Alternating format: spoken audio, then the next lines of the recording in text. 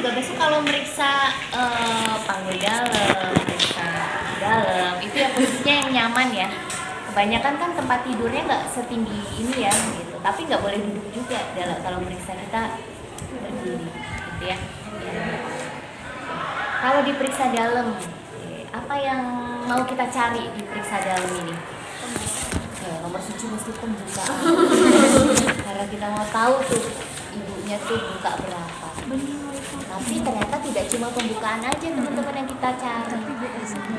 Tapi semua informasi yang kita butuhkan. Kepalanya ada di mana, penunjuknya apa, ada molas apa, banyak sekali dalam satu kali pemeriksaan. Oke, baik, dibacakan. Nah, siapa aja yang baca? Coba disuruh ngapain? Apa yang pertama kali dilihat? Perawatan vulva hygiene dan perawatan perineum. Pertama adalah tetap aja kita ngecek dulu gitu ya, inspeksi lah ya bagian luarnya ini gimana, kotor atau tidak, ada yang keluar apa tidak, itu kita lihat. Kemudian berikutnya kalau ada yang keluar tuh apa?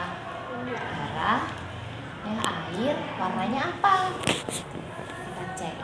Biar yang di sini nyangkut tuh, kalau darah, ada darah ya. Berarti jangan dilanjutin lah tadi. Darah yang keluar ya.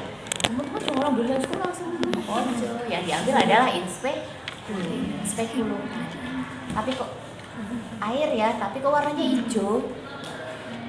Terus nanya sama ibunya, ibu udah rasa keluar air belum? Keluar air. Pipis bukan mbak? Ya kayak pipis, tapi ibu nggak kerasa kalau itu pipis. Iya saya dari pagi tuh kok celananya basah. Nah mungkin tadi ibunya nggak ngerti gitu kan, sejak kapan kayaknya tadi subuh deh saya bolak-balik mbak ganti celana soalnya basah gitu. Jadi ibunya mungkin datang cuma pengen nggak ngerti kalau itu tuh sebagai keluhan. Tapi ketika teman-teman lihat ada air yang keluar dari hijau, kalau hijau kok hijau berarti kita dicuriga kan ya, ketubannya kenapa langsung ke ini. Ibu harusnya lahirannya kapan? Wah saya harusnya lahirannya seminggu yang lalu. Waduh udah lebih bulan satu aja dan lain sebagainya. Ada yang dari kita melihat apa yang ada di sini.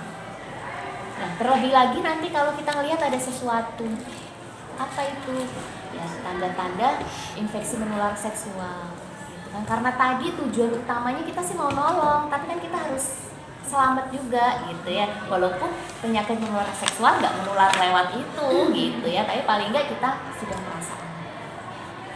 Misalnya kita lihat di daerah introitus vaginalis, di bagian bawahnya ini banyak bintik-bintik gitu ya, pinjulan-pinjulan yang kayak jengger air. Ini kemungkinan adalah penyakit menular seksual atau namanya adalah kondiloma. Udah nanti biar diselesaikan secara adat antara suami dan istri. Itu kalau ada kondilomnya itu, karena nggak mungkin dapatnya langsung kalau nggak salah satu ya, memang suka gonta-ganti pasangan. Ya, entah suami entah istri kita bisa, tapi ya dikasih tahu gitu ya kalau ada kondilom. Oke, kita lihat bagian luar. Terus menilai cairan vagina. Oke, tadi udah ya cairan vagina. Terus apa lagi? Vulva hygiene tetap ya. Walaupun tujuan utama kita itu mau periksa dalam, vulva hygiene adalah kunci guys ya. Jadi teman-teman kalau mau lakukan apapun vulva hygiene dulu. Tujuannya apa? Buat membersihkan. Loh Bu, tadi itu udah vulva hygiene, kok sekarang vulva hygiene lagi, orang mau ngecek pembukaan. Ya itu kan jarak 4 jam ya ibunya. Mungkin tadi juga ke kamar mandi dalam 4 jam dan lain sebagainya. Jadi vulva hygiene tetap harus kita lakukan. Jadi jangan sampai karena kita melakukan tanpa vulva hygiene malah kumannya nanti ikut panas. Itu, oke. Selanjutnya habis vulva hygiene apa? Memisahkan labium major nilai vagina. Tadi ya, nilai vagina udah. Sekarang mau masuk ya, mau periksa dalam. Oke, secara prinsip ya teman-teman, kayak tadi ibunya harus rileks dulu. Apalagi nih kalau ini sudah ada kontraksi misalnya, karena kalau panggul dalam kan ibunya belum ada kontraksi. Kalau periksa dalam berarti ibunya kemungkinan udah ada kontraksi. Nah maka pemeriksaan dalam ini dilakukan kalau nggak lagi kontraksi. Kalau udah lagi kontraksi kamu masuk jeblak karo ibu gitu ya. Jadi nggak lagi kenceng kan ya Bu, gitu. Napas panjang ya, nggak lagi, saya periksa ya Bu. Jadi nunggu dia aja reda dulu. Oke, kemudian kita buka pakai jempol sama jari telunjuk, jari tengahnya masuk lewat ikutin, lepas. Oke, terus habis itu nggak muat jari telunjuk. Terus menilai vagina, dinding vagina tadi ya terbalik. masuk, teman-teman nggak langsung nyari apa itu, tapi raba dulu gitu ya, pelan-pelan masuk. Oh, dinding vaginanya gimana, tadi ada benjolan apa enggak ya. Kemudian menilai, ini ketika kamu udah di dalam, tanganmu kan bisa main, bisa geser ya, bisa ngapain gitu ya. Oh ya, dinding vaginanya nggak ada apa-apa, licin aja gitu. Terus menilai porsio dan cervix. baru setelah itu menilai porsio dan cervix. Ketemu nih porsionya, oh ini porsio, ini mulut rahim. Teman-teman bayangkan mulut rahim itu kayak mulut kita. Apa yang kita nilai di situ? Yang kita nilai itu apa? Tebalnya tipis, lunak, Tebal, tipis, lunak, kaku. kaku. Itu disebut sebagai episemen. Ya, atau biasa disingkat tuh EFF gitu ya. Itu adalah episemen. Itu adalah kekakuan dari si cervix. EFF gitu ya. Episemen, yes. Episemen tuh kita mau nilai ini si porsio ini kalau dia kaku. Kaku itu ya kaku ya, kamu kalau kaku kan disenggol ora iso. Kaku ya. Kaku dia nggak bisa. Nah, maka dia episemennya adalah 25%. Kalau dia tebel tapi tuh lunak gitu ya, kamu pegang tuh porsio, kayak megang pipi gitu ya, empuk-empuk gitu ya, itu 50%. Kalau tipis porsionya, tipis banget, itu 75%. Biasanya yang itu menunjukkan apa? Menunjukkan biasanya semakin besar episemennya, itu ketika ada kontraksinya bagus, itu semakin cepat pembukaan. Oke, porsionya udah dinilai, terus menilai selaput ketuban. oke. Setelah teman-teman dapat porsio itu kan mulut ya. Porsio itu kayak begini. Ini porsio. Nah, di dalamnya cervix, kemudian ini mulutnya itu porsio. Teman-teman tuh masukin jari ke dalam lubang itu. Ini berapa jari yang masuk? Itu disebut pembukaan. Iya. Ada yang ketemu kayak mulutmu cucu, tapi anal banget gitu ya, nggak bisa masuk, berarti belum ada bukaan. Kalau jarimu masuk satu, oh itu buka satu. Jarimu masuk dua, jarimu masuk tiga, enggak ya? Tiga, kemudian ada jeda, empat, lima, ya, dan seterusnya. Tadi begini kita disuruh meraba. Selaput ketubannya masih ada nggak ya? Teman-teman bisa bayangin punya balon, balonnya kamu isi air, terus kamu agak tekan, terus kamu pegang. Nah, itu rasanya selaput ketubannya masih ada. Hampir sama kayak gitu. Balon kan kayak rada kayak mendul ke piye gitu ya. Nah, kayak gitu rasanya. Itu berarti ada selaput ketubannya ada airnya guys. Terus apa lagi yang diraba? Memastikan bagian terendah janin. Bagian terendah janin. Yes, angel ngono kuwi kon meraba. Ini bagiannya apa? Oh, tadi sebelum VT kan kamu pasti palpasi dulu ya. Oh, ini bagian bawahnya adalah kepala. Maka konfirmasi nih. Oh iya nih benar kepala. Maka dari kepala itu apa yang kamu cari? Struktur Apa? molase. Sebelum molase kamu cari apa? Penunjuk. Saya enggak cari penunjuknya dulu, ubun-ubun kecil apa ubun-ubun besar nih, gitu ya. Kalau ubun-ubun kecil ya cari ya. Bayi itu ketika turun gitu ya,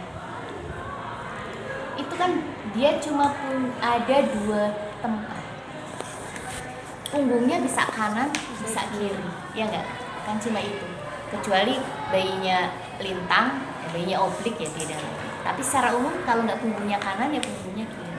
Kalau dia punggungnya kanan, maka kemungkinan ubun-ubunnya itu ada di jam berapa? Kalau ubun 9. Kalau punggungnya kiri kemungkinan ada di jam 3. Kepala itu akan muter sampai ubun-ubunnya nanti di jam 12. Jadi kamu kalau nyari penunjuk ya, ubun-ubun kecil, ubun-ubun besar gitu ya, itu ke arah atas, ke kanan dan ke kirinya. Kira-kira di mana penunjuknya? Gitu ya. Karena dia kemungkinan ada di sini. Kita udah masuk, kemungkinan dia ada di arah sini kan? Sampai arah ini. Jadi jangan cari penunjuk di bawah, ngapain? Cari penunjuknya di atas. Ada di jam berapa? Gitu ya. Oke, kemungkinan seperti itu. Oke, cari penunjuknya apa? Ada di mana dia? Agak susah memang kalau nyari penunjuk. Gimana? Kita pakai handspoon, itu bayinya masih di dalam kantong, kantongnya isinya air gitu ya. Kalau teman-teman masih punya baby-babymu yang kecil itu, bayi-bayimu yang kecil, nah penunjukan akan beda. Sebagian besar itu adalah penunjuknya adalah ubun-ubun kecil atau oksiput, maka kerabanya kayak segitiga. Tapi bisa jadi yang keraba kayak ada segi 4, berarti itu adalah ubun-ubun besar. Kemungkinan sikap bayinya kan begini kalau ubun-ubun besar, iya kan? Kalau nunduknya dia maksimal, ya kemungkinan yang akan ketemu adalah ubun-ubun kecil. Kemarin saya nemu malu dia.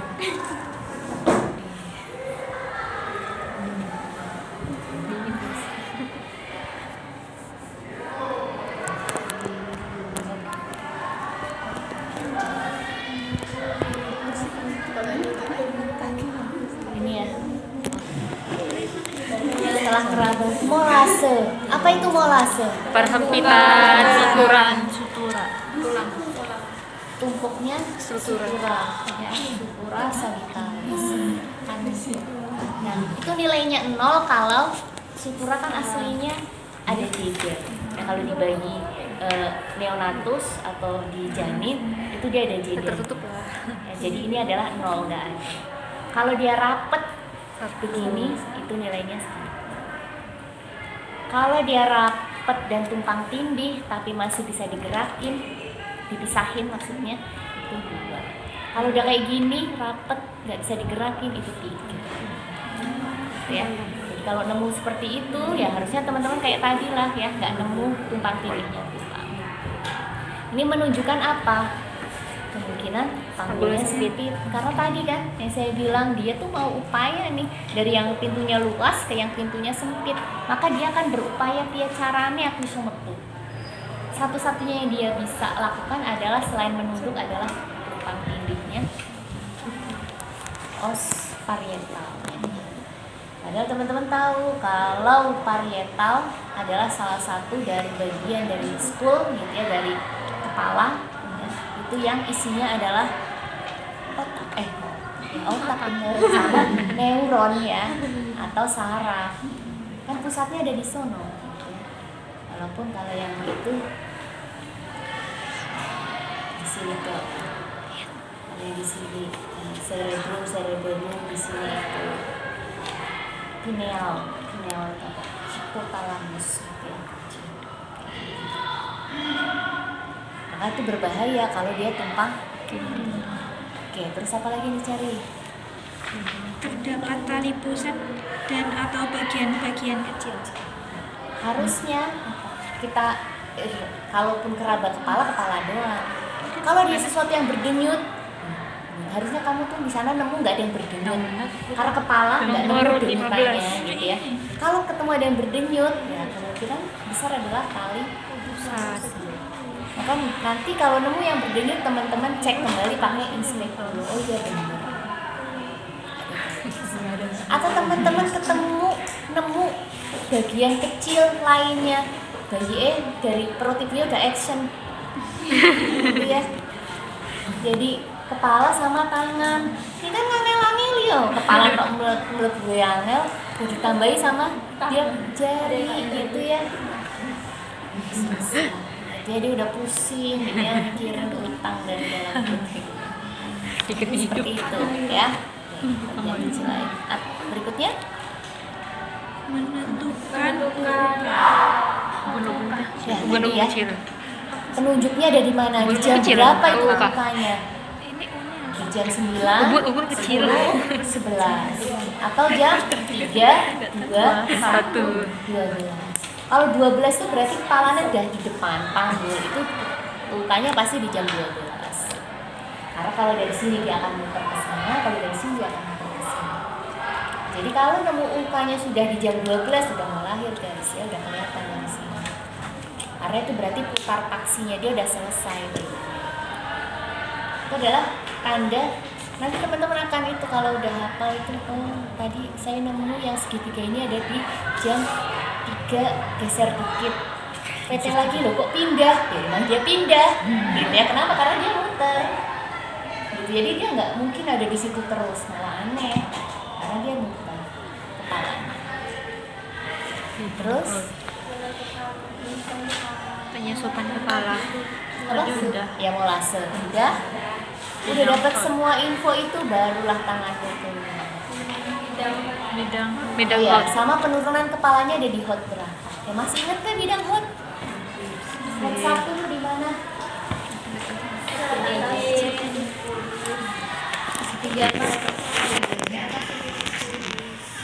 Berarti yang namanya hot 1 itu adalah pintu atas Panggul. Jadi kalau kepala bayinya ada di sini itu namanya adalah hot 1. Hot 1 adalah setinggi pintu atas panggul. Apa batasan pintu atas panggul kan tadi ya? Promontorium dan tepi atas sintesis. Jadi kalau kepala bayinya itu ada di sini, berarti dia baru masuk hot 1. Bayinya kan tambah turun, ya enggak? Ketika kita meriksa, kok dia di sini sejajar hot 1 setinggi tepi bawah sintesis. Dia ada di sini. Berarti kepalanya sudah di sini, tambah turun. Hot 3 Sejajar di Tadi skina kan ini toh? Iya. Berarti turun lagi, hampir di sini. Hot 3. Tambah turun lagi. Hot 4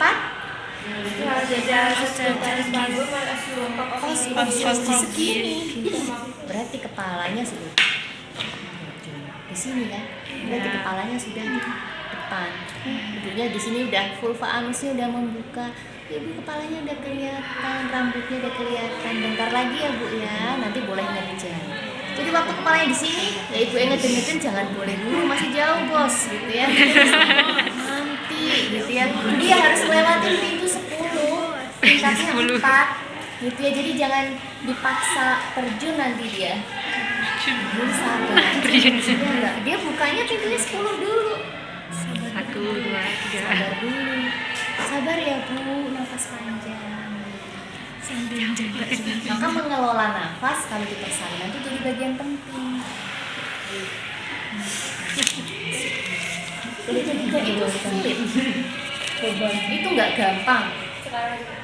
Teman-teman ngasih taunya pas ibunya lagi mau lahiran. Nanti kalau sakit ada teh, ibu harus bulat. Oh potong bayi, pokoknya tok kayak gitu ya caranya kan gitu. Jadi kapan? Ya sejak hamil. Udah dikasih tahu proses persalinan tuh begini. Ibu tuh harus belajar apa.